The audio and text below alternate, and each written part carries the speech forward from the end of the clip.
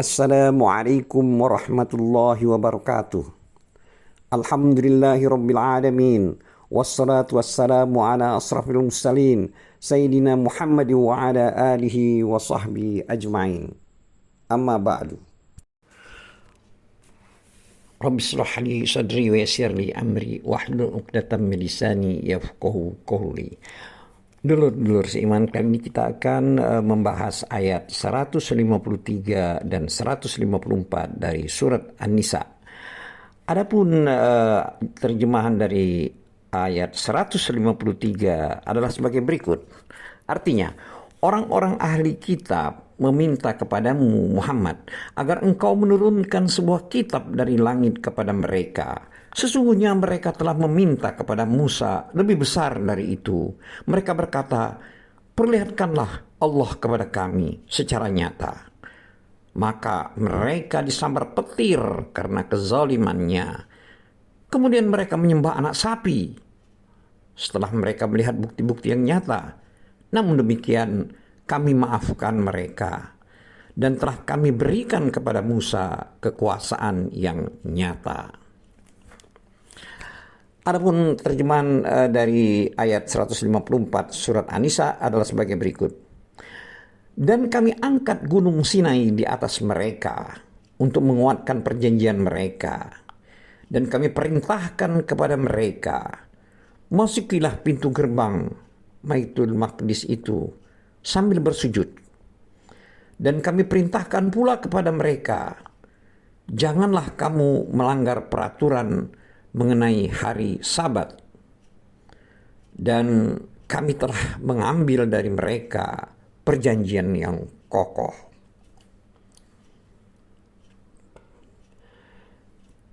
Dulur-dulur seiman, terkait dengan ayat 153 dan 154 dari surat An-Nisa yang telah kita bacakan tadi, Muhammad bin Ka'ab al-Qurazi, As-Suddi dan Qatadah rahimahumullah berkata, orang-orang Yahudi pernah meminta kepada Rasulullah SAW agar menurunkan untuk mereka sebuah kitab dari langit, sebagaimana Taurat diturunkan kepada Nabi Musa alaihissalam dalam kondisi telah tertulis. Ibnu Jurayj rahimahullah berkata, mereka meminta kepada beliau agar menurunkan untuk mereka lembaran-lembaran dari Allah Ta'ala yang telah tertulis kepada si fulan dan si fulan. Sesungguhnya itu mereka ucapkan hanyalah sebagai bentuk penentangan, pembangkangan, kekufuran, dan penyimpangan. Sebagaimana orang-orang kafir Quraisy telah meminta hal yang serupa sebelum mereka, yaitu sebagaimana disebutkan dalam surat Al-Isra ayat 90-93 yang artinya, dan mereka berkata, kami tidak akan percaya kepadamu Muhammad sebelum engkau memancarkan mata air dari bumi untuk kami, dan engkau mempunyai sebuah kebun kurma dan anggur, lalu engkau alirkan di celah-celahnya sungai yang deras alirannya. Atau engkau jatuhkan langit berkeping-keping di atas kami, sebagaimana engkau katakan. Atau sebelum engkau datangkan Allah dan para malaikat berhadapan muka dengan kami. Atau engkau mempunyai sebuah rumah yang terbuat dari emas.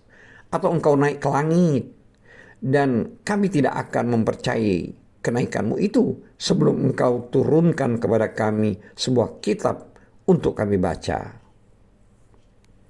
Katakanlah Muhammad, Maha suci Tuhanku, bukankah aku ini seorang manusia yang menjadi Rasul? Ayat 90-93 dari surat Al-Isra. Oleh sebab itu, Allah berfirman dalam ayat 153 surat An-Nisa yang sudah kita bacakan tadi, yang artinya, maka sesungguhnya mereka telah meminta kepada Musa yang lebih besar dari itu. Mereka berkata, perlihatkanlah Allah kepada kami dengan nyata. Maka mereka disambar petir karena kezalimannya. Jadi di sini maksudnya adalah mereka tersambar petir adalah karena kejahatan, kezaliman, penentangan, dan pembangkangan mereka. Hal tersebut di atas telah ditafsirkan di dalam surat Al-Baqarah, di mana Allah Ta'ala telah berfirman dalam ayat 55 dan 56 dari surat Al-Baqarah, yang artinya, dan ingatlah ketika kamu berkata, wahai Musa, kami tidak akan beriman kepadamu sebelum kami melihat Allah dengan jelas. Maka halilintar menyambarmu, sedang kamu menyaksikan. Lalu kami bangkitkan kamu setelah kamu mati, agar kamu bersyukur. Selain itu, dalam ayat 153 surat An-Nisa tersebut, Allah juga berfirman, yaitu dalam kalimat yang artinya, dan mereka menyembah anak sapi sesudah datang kepada mereka bukti-bukti yang nyata. Maksud dari kalimat ayat ini adalah, yaitu setelah mereka melihat tanda-tanda yang jelas-jelas dan bukti yang nyata lewat tangan Musa alaihi salam di negeri Mesir, dan segala sesuatu jadi seperti misalnya pembinasaan musuh Allah Ta'ala, yaitu Fir'aun dan seluruh bala tentaranya di dalam lautan ketika mereka hampir dapat terkejar. Namun ketika mereka telah sampai kepada kelompok kaum yang menyembah ke patung-patung berhala, mereka berkata kepada Musa alaihissalam, dan kami selamatkan Bani Israel menyeberangi laut itu sebagai bagian utara dari Laut Merah maksudnya. Ketika mereka sampai pada suatu kaum yang tetap menyembah berhala, mereka Bani Israel berkata, wahai Musa, buatkanlah kami sebuah Tuhan berhala, sebagaimana mereka mempunyai beberapa Tuhan atau berhala. Musa menjawab, sungguh kamu orang-orang yang bodoh. Sesungguhnya mereka akan dihancurkan oleh kepercayaan yang dianutnya, dan akan sia-sia apa yang telah mereka kerjakan. Surat Al-A'raf ayat 138 dan 139. Kemudian Allah Ta'ala menyebutkan kisah mengenai penyembahan mereka terhadap anak sapi secara panjang lebar di dalam surat Al-A'raf dan di dalam surat Toha.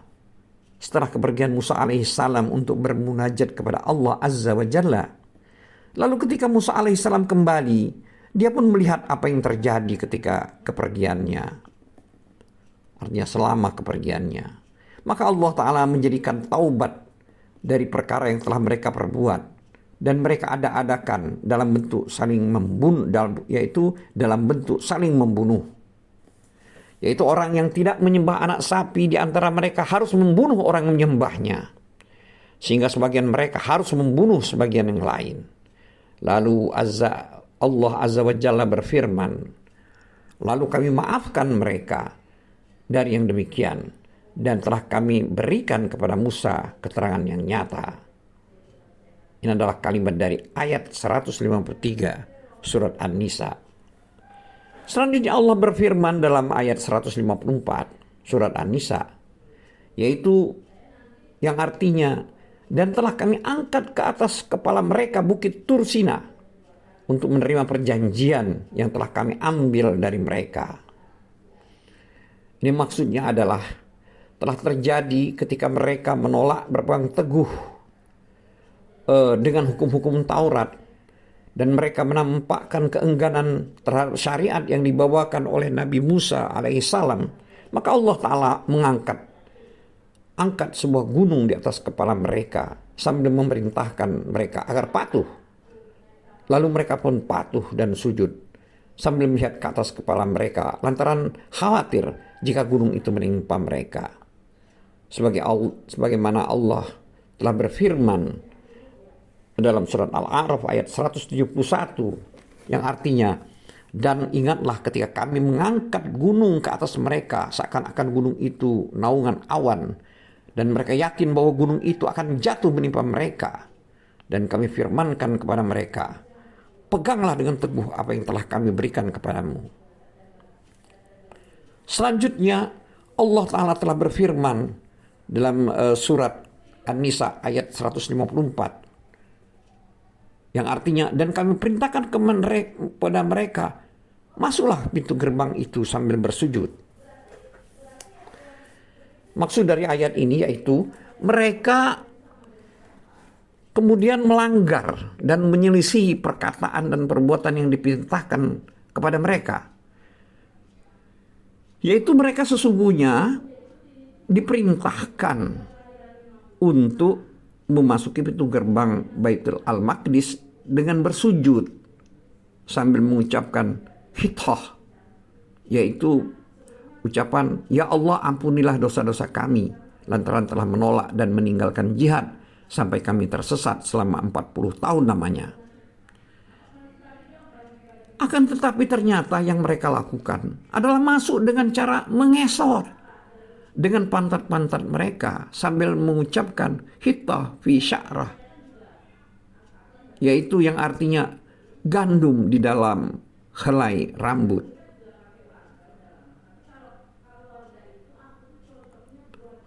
Lalu Allah berfirman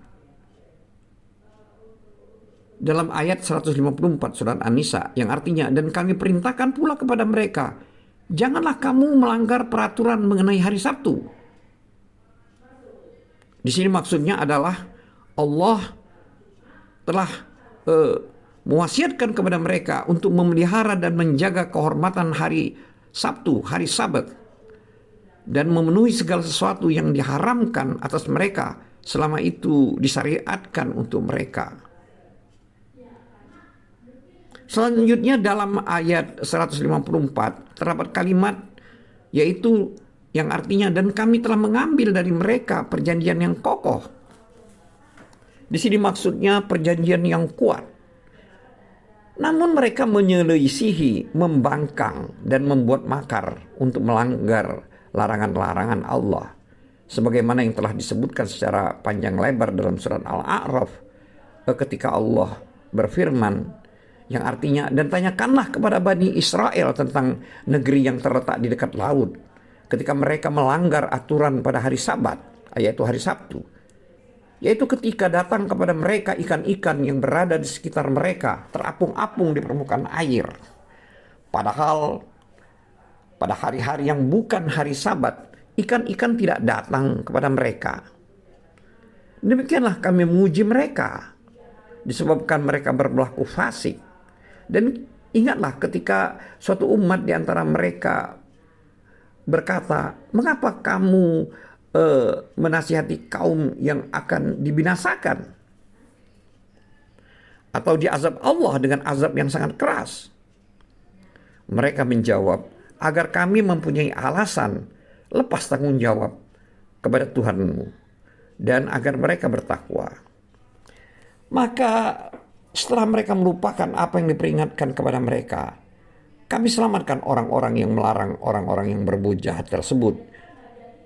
Dan kami timpakan kepada orang-orang yang zalim siksaan yang keras, disebabkan mereka selalu berbuat fasik.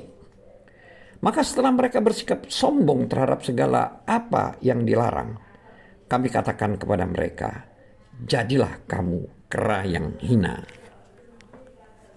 Surat Al-A'raf ayat 163 sampai dengan 166.